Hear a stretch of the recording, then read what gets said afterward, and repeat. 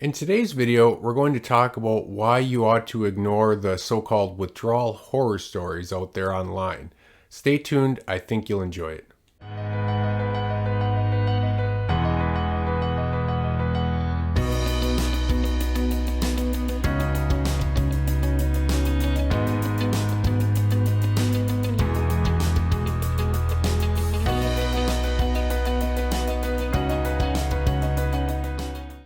Hello there everyone and welcome back to The Lovely Grind. My name is Michael Preby and my website is lovelygrind.com.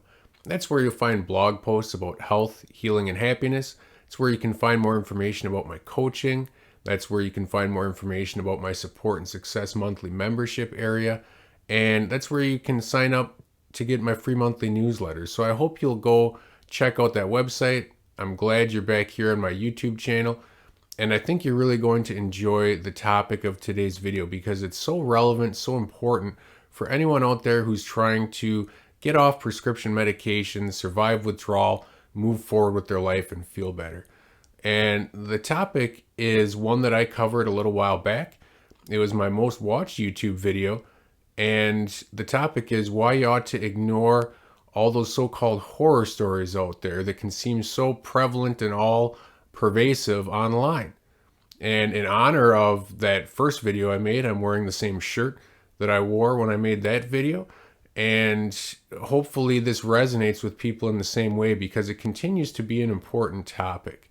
A lot of times there's not as much information out there as we'd like there to be when we're trying to find out what we're going through getting off these pills and we start experiencing symptoms and are confused.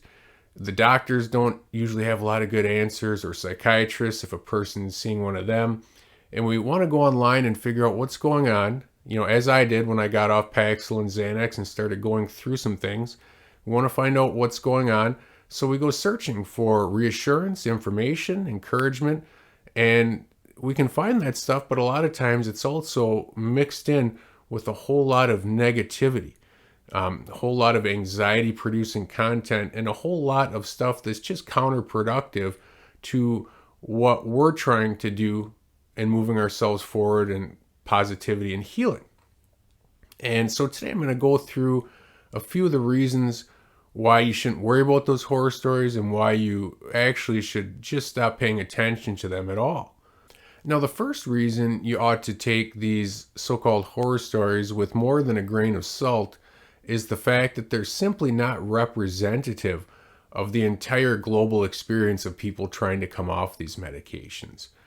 There are indeed some people who get off medications with few problems.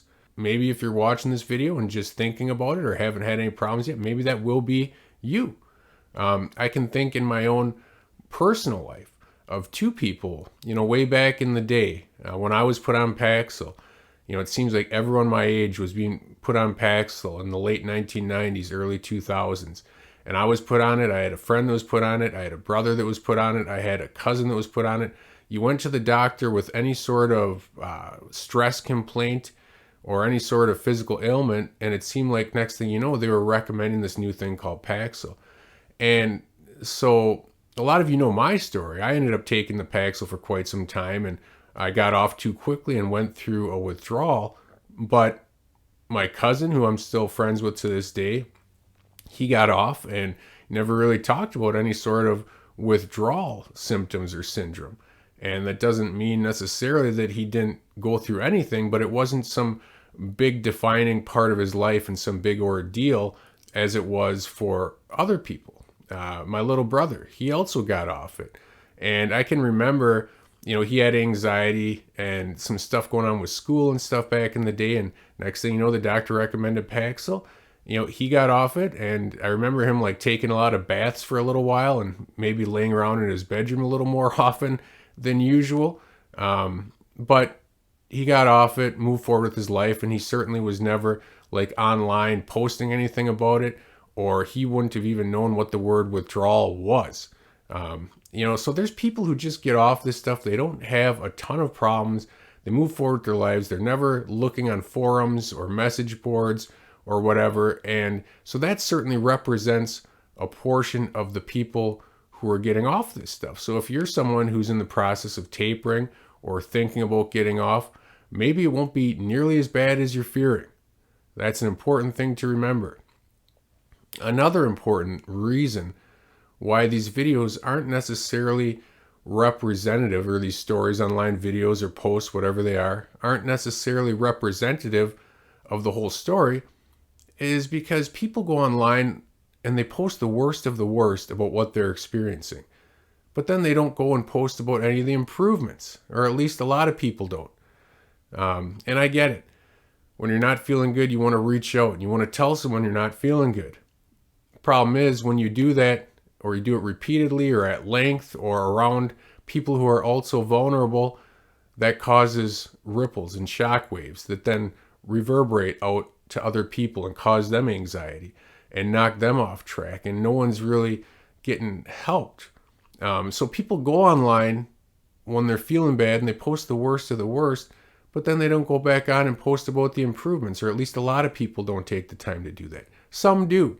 And if you're someone who's left a message on my YouTube about the improvements you experience, and you come back on after a while and say, hey, I'm doing so much better, thank you. Thank you for taking just a couple minutes out of your life to do that. It shows people that these horror stories don't represent the whole story, that people do get better. So please, more of you, take the time to do that. Other people read the comments. It's important. So these horror stories don't represent the whole story. And not even the whole story of the individual, because improvements oftentimes aren't listed. The worst is listed, but the improvements aren't talked about. And then also there might be a lot of reasons why somebody's feeling bad. And again, the whole story might be complex, and it might not just be the one withdrawal that they're kind of pinning everything on. Many people might fail to mention that they're also tapering a second medication, or that they're even on a second or third medication, which might be causing side effects or, again, withdrawal effects.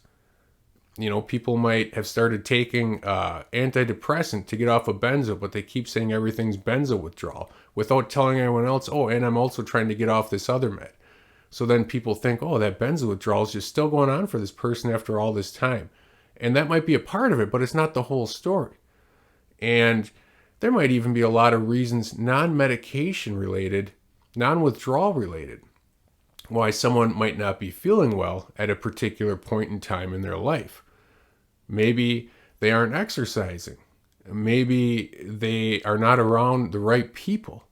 Maybe they have a lot of stress at work and they hate their job and they're depressed because of that. Maybe there's someone who is frankly addicted to drama, or is a bit of a toxic personality, and some of that's spilling out online, and they're saying, oh, it's all withdrawal, but that's not the whole story. And in fact, some people might even be so accustomed to going through the pain over the course of their life with trauma or withdrawal, whatever, that they might be somewhat addicted to a victim mentality, and so they're almost afraid to say if they're feeling any better, or to say if there's been improvements, because they're so used to thinking about things in one light and thinking of themselves in a certain way. And it's scary to say, well, this is going a little better and I'm moving on a little bit. But that's important for other people to hear that, and it's important for them to say that to themselves. We have to acknowledge improvements. That helps us to continue to feel encouraged and to move forward. So there's a lot of reasons why people might not be doing well, and it's not always just because of what is said in a horror story video or in a horror story post. And when a person is in a vulnerable spot trying to protect mentally and emotionally what they have going on in healing, we don't need to be exposed to this stuff over and over. All it does is sow seeds of doubt, and a person starts thinking, oh man, I thought I was doing good, but this person said they're still experiencing this symptom 4 years down the line. Does that mean I'm going to as well? Oh, I thought I was doing good, but this person said they ate or drank this or did this and have this huge setback now. Is that going to happen to me too? Those are the seeds of doubt that get sown in a lot of these horror stories. And that's the last thing you need when you're trying to protect what you have going on in your own healing journey. You don't need to absorb that from other people, that negativity, that anxiety, that doubt. eventually you got to move on. I had to do it. I was reading that stuff, not out of compulsion, but like other people, you're looking for information and encouragement and reassurance, and this stuff's all mixed in. So eventually I had to move on from places online that were talking about really a lot of withdrawal topics at all.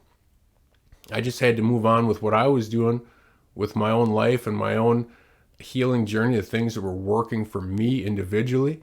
And I think a lot of people, everyone ought to reach a point where you just say, okay, enough is enough. I've gathered my information. I found my reassurance. I don't need to look at these places where I know it's a possibility. There might be horror stories, people talking at length about symptoms or sowing seeds of doubt in my mind and so forth.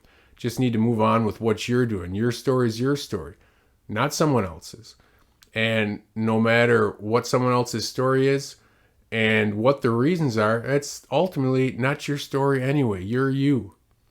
You're moving forward with what you're doing, and you're going to get better if you just keep at it. But you have to find positive sources of reinforcement and encouragement. It sounds so cliche perhaps, or trite to some people, but positivity is paramount. And that's ultimately the main reason why you need to avoid these horror stories. They're not going to serve you well. Your story is your story, and I firmly believe it will be a successful one if you're patient with yourself, encouraging with yourself, and if you take care of yourself. You combine those things with time and support, and very, very good things happen. The process can be rough for some people, and some moments are dark. Trust me, I've been there. I know that. But that's not the whole story. The bigger picture is healing and hope and renewal. And those are the things to focus on. I tell you, it will happen for you if you just keep at it and keep finding sources of positivity and finding ways to move away from the negativity. So I hope you've enjoyed this topic. I hope you found it useful. Again, my name is Michael Preby. My website's lovelygrind.com. Please hit the thumbs up on this video if you enjoyed it. Subscribe to this YouTube channel and hit the notifications button so you'll be notified every time I put out a video. Please check out lovelygrind.com, and until next time, please remember to take care of yourself and your dreams.